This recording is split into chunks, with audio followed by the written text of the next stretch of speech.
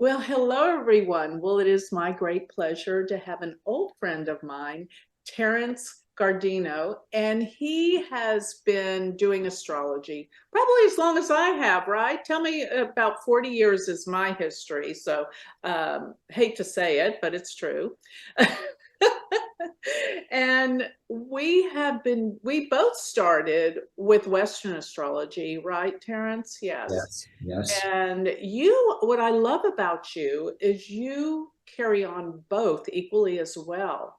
And you have a very popular YouTube channel. You have been dedicated and passionate about astrology. It's like when we were talking just a minute ago, it's who we are. Astrology Mhm. is who we are. It's our life. I love astrology, everything it represents. But you have a special way of doing it, which I really appreciate. And I wanted you to share with everyone how you help people through your readings and really what your specialty is all about. Well, thank you for inviting me, Joni. My pleasure.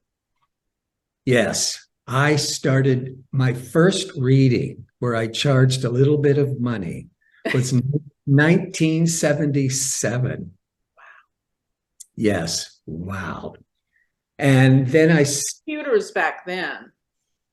oh, I had, how it began for me was I knew how to do the math very quickly. Hmm. And I go to classes and the people were struggling taking hours and then they would quit to do the calculations. I could do it in 3 minutes flat because this is how it began for me. I started doing readings, 5 minute readings in restaurants in New York City. Fun. I bet that was fun. Well, I got to meet people from all walks of life. I love that. I remember many a psychic fairs I worked at in the old days too. And same thing. Yeah. So you and I have been around the astrology world and conferences. And yes, tell me a little bit about what what's your specialty when you're doing a reading? You were telling me something pretty amazing. Tell everybody what you've been Well, the told. way it seems to play out is I'm looking for repeating themes. Of course, all astrologers try to do that. But as I'm going through it, and then I'm dialoguing with the client, there's usually some goal they have. How do I become this? How do I manifest that? And the session starts to, I use the astrology, but I'm using more of my counseling and common sense of how to get there. And I'll start talking about, a lot of people are trying to do a YouTube channel because I have a YouTube channel. So I'll talk about all the steps, it's like a business life coach of how to actually all the steps to manifest what your goals are. And the astrology just lets me know that, yes, you're on the right path. Mhm. Yes. So in other words, they get confirmation Yes. about who they are, what Yes. their life's about. So when you do a reading, do you usually use the Vedic or is it strictly Western? This is something that really surprised me. And I mentioned it once at a conference to another astrologer, and they said, oh, yes. And what this was is so I just started Vedic astrology like in 2009, and I got obsessed. And within 5 months of starting it, I go to India and start studying with Vinay Aditya because I was like crazy. If I'm going to do this, I'm going to do this 100%. And so the and then at first I get so obsessed with the Vedic that I was kind of ignoring the Western. But then after a year or so, I got into harmony and balance. But I started to realize that my Western readings started to become better from the Vedic because the Vedic, is very detailed oriented, right? Mhm. And and things Western can be kind of like more abstract, kind of general, and is very specific with Vedic. So when I started learning the Vedic, and then I'm looking at the Western chart, I'm seeing in the Western chart what is shown obviously in the Vedic chart. So it made my Western readings better. Can you, because I was clued into certain things that in Vedic, without going through all the examples of how specific it can be. And then I just started looking at, we'll look for that in the Western chart, and there it was. But the best thing is, you would know this. Sometimes I look at the Vedic chart initially blank. Sometimes I look at the Western chart. It's like, I don't know what I'm supposed to do with this. But then the other system helps the process. So once I get going, where whether the Western was blank, the Vedic was blank, once I start getting going, it all lights up like a Christmas tree. Wow, that's beautiful. I can definitely relate to that. Do you do much with prediction, or is it more psychologically based when you work with people? I would say it is predictions, but why are they happening? So I'm bringing in the psychology, the counseling of the struggles, or why is it taking so long? But people want what is going to happen in their future. They have certain questions. Am I getting divorced? Am I getting married? Am I losing my job? Am I going to buy the house? You're getting all these questions. And so I just start right away with answering those questions, but then bringing in the counseling of why it's been delayed, or why it's been a struggle, or how you can start making it easier. I love that. I love that, because you're actually giving solutions as to what that individual needs to be doing to change their life. Because in so many cases, as you well know as a counselor, people are creating their problems. And if they could figure out what they're doing that's actually causing the problem, then guess what? There's a remedy. And, it's like, how many people have told you this, which they tell me all the time? One reading is like years of counseling. Oh, yes. You get right to the core of what it's all about. Yes, when those first years I started off, I got that comment all the time. I said, it should have come to you instead of my therapist for a year or 18 months. And it's true, because with astrology, you can really focus on to what the issues are in an hour. Exactly. And, I always say this, that a birth chart is like all of our lives, a sum accumulation of all of our lives there in the chart. And therefore, most people, it just plays out. They just, do what the chart says they're going to do. But with conscious awareness to know what you're doing, so you can quit the cycle of every lifetime coming back and doing the same thing, like dysfunctional relationships or problems with parents or whatever the problems are. The chart is so real and tells you what needs to be worked on, so that, because otherwise we're just going to come back with the same issues, different faces, same issues, right? But we can really get cut to the core and the chase and get to what needs to be done. That's what I love about really astrology, West or East. It's, we're getting to the core and the essence of what the individual needs to know. So of course, I'm with you. All astrologers are counselors, because we're here to help people and help people change their lives. And Let I me know explain. you said Just, so many people tell you that. yes. Let me talk about how it all began with the Vedic, because it's really fascinating. Love it. Okay. So it was 2009, and I'm looking in my bookcase, And there's James Braha's book on all the basics of Vedic astrology. And I realized I had bought it because I had the sales slip 10 years before. And I probably opened it up, got overwhelmed, shut the book. 10 years later, I open up the book and I couldn't put it down, read it through over the night, go on Amazon, start ordering a bunch of Vedic astrology books, discovered the American College of Vedic Astrology was starting a new class in 3 weeks, signed up.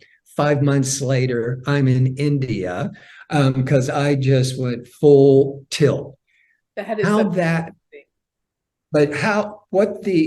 What the passion was is when I'm studying about the dashas, and I was like, oh, this is really cool, because Western astrology is very limiting. The outer planets, it's like back and forth for 2 years. The solar return, it's 1 year. And when people say, what's going to happen in 5 years? And it's like, I got to redo all the progressions, the solar return. I says, I have to get back to you. But then that was solved. So I got really excited with the theory of the dasha periods. So then I didn't have the software because I just bought the book and I'm just reading about it. So I go online and I notice what my dasha periods were. It blew me away. One example was that in 1973, I started my Jupiter, and Jupiter rules my ninth. Jupiter is on my midheaven, so it's really strong. And so one of the things with the Jupiter dasha period was I traveled internationally without my parents for the first time. Mm-hmm. What also blew me away, because the Jupiter period started in whenever that was. When I was 23. But anyhow, there's the 360 calculation and the 365 calculation for determining the dasha periods. Yeah.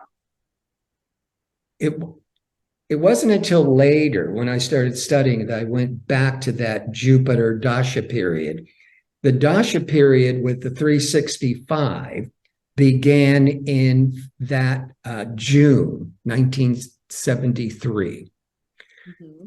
Several years later, when I found out that more of the scholars are using 360, so I went into my software and I changed it to 360. And then the Jupiter dasha started that February 1973. That is when I went to Mexico for 3 weeks for my first time in an international country without my parents. It was like, my God. So was it associated with your 12th house with foreign countries? Yes. Okay, yes. That makes sense. It rules my 9th and my 12th. And your 12th, yes, got it. But when it began using the 360 calculation, I was on a plane to a foreign country. Wow. Well, you must be an Aries rising, correct? Yes. So Jupiter's in your first house now. All right. Transiting Jupiter. Just had to make that comment. Couldn't resist. So that's amazing. The dashas, to me, like you say, it made it so simple. It's like exactly what you're talking about with the transits, with the solar arc directions or the progress chart. There was only so much you could do. And then you're like, how do I see the big picture, or, 10 years or 5 years? And consequently, you have to know this too, just like in your own life. Seems like every time I have a reading with somebody, they're just beginning a new dasha. Because that's when they go to an astrologer, they feel like something's changing. I need to know what's going on. And usually that's it. Those dashas are just profound. And it actually makes reading a chart simpler, clear-cut. Simpler, easier. It gives me more confidence. because I'll say, oh, well, you started this Mercury Bhukti period in March. And over that next 2 years, you should be getting a job. And they're like, oh my God, I got a job that March. Yeah, I know. It's just, yeah, it does all the calculation for you Yes. pretty much. It's just clean and simple, outlined on a page.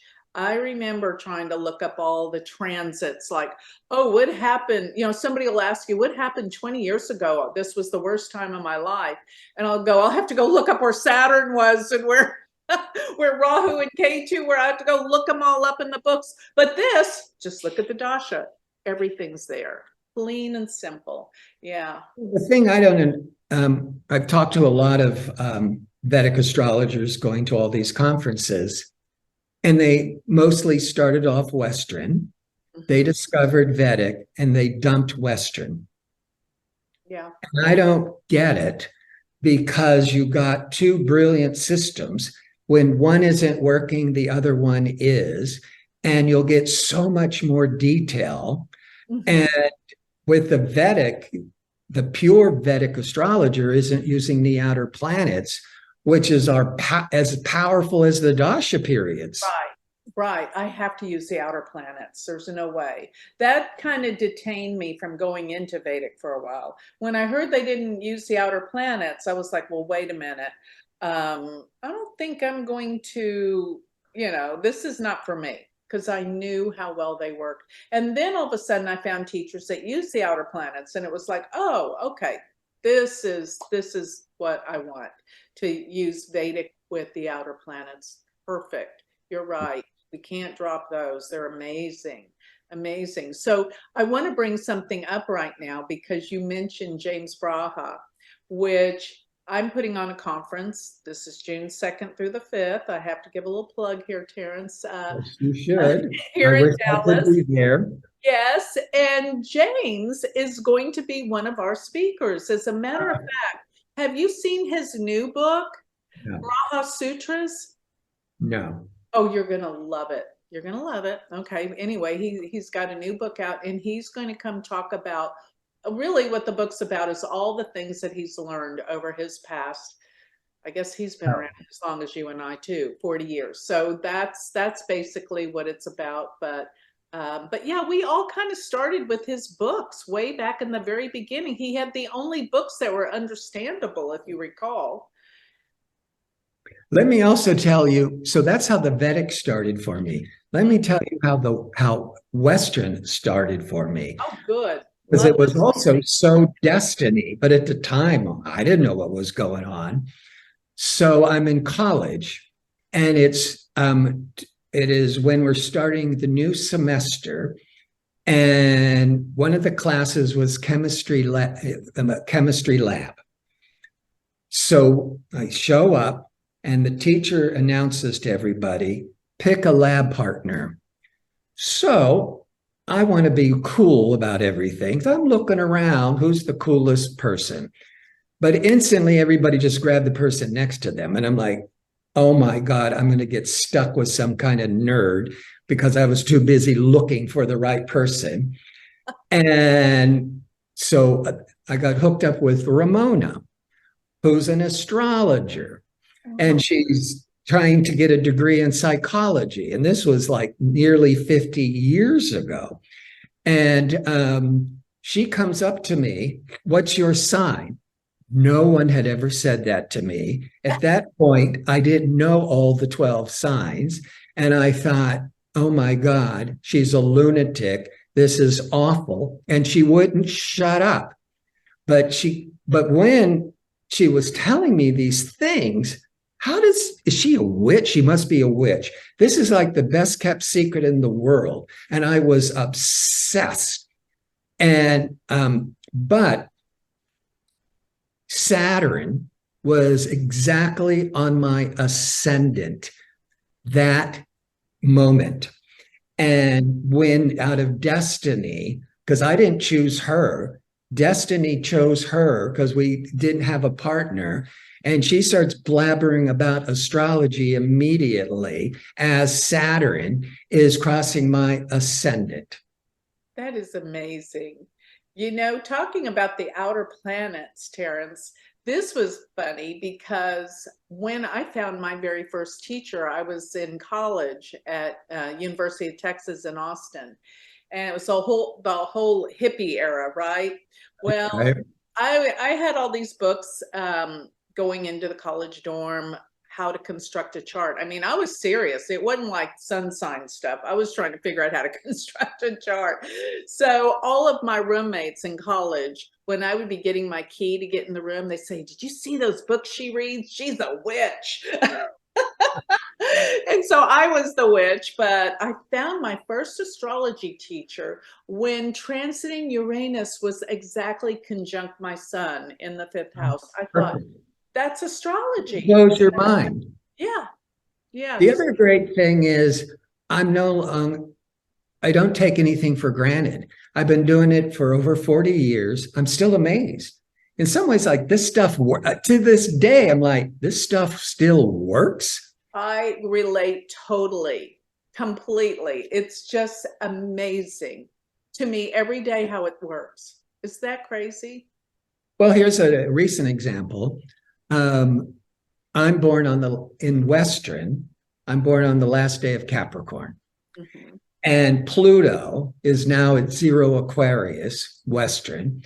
So in February into March, it was at the last degree of Capricorn. Now, a couple of things happened because I was expecting big, huge changes with Pluto crossing my sun. Mhm. The first thing that happened was I got an opportunity to really upgrade my apartment big time. So a big change in my lifestyle. Well, Pluto natally is in my fourth house of the home, and it was crossing on the sun. The sun is the Lord of the fourth house of my home. At the same time, I found this great new apartment and I started packing. In my kitchen started flooding from the floor because the plumbing, Pluto, hidden underneath the floor, started to leak excessively. And then I had workmen coming in as I'm trying to pack as they're tearing up my kitchen. But part of me didn't care because I was moving, but still there was this big mess.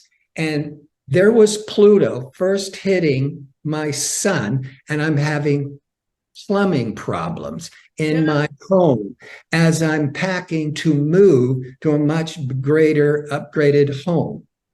Wow. I mean, talk about literal. Pluto Yes. is underground plumbing. Which reminds me of another great story. When I first started doing clients at the end of the 70s, I started to attract a couple of, it was only a couple, but it freaked me out. They were all like mafioso types. Mhm. And so I went to my teacher and I said, if astrology is all, if I'm going to be attracting nothing but wise guy mafia criminals, I don't want anything to do with this. This is scary. I did a reading for one who was mafia with I knew him through his girlfriend, and the girlfriend had one of her first readings with me. And he shows up at 6 o'clock in the morning, ringing my doorbell and high on cocaine, crying and crying that his girlfriend, our mutual friend, has dumped him. And he was there obsessing and coking and crying for the next 12 hours. And I'm freaking out. I call up my teacher later and I said, I'm done. And she says, no, you have Pluto, criminal, the dark world, in your fourth house of the home. At the time, doing readings in my home. She said, I suggest you just shift the energies, which is a big lesson I've used in all my counseling ever since. So I decided to go back to my college days because I had quit and go back to getting my degree in psychology because Pluto rules psychology. And so as soon as I focus my attention on psychological astrology, to my knowingness, there's been not a single mafioso criminal has showed up. At least they haven't told me about it.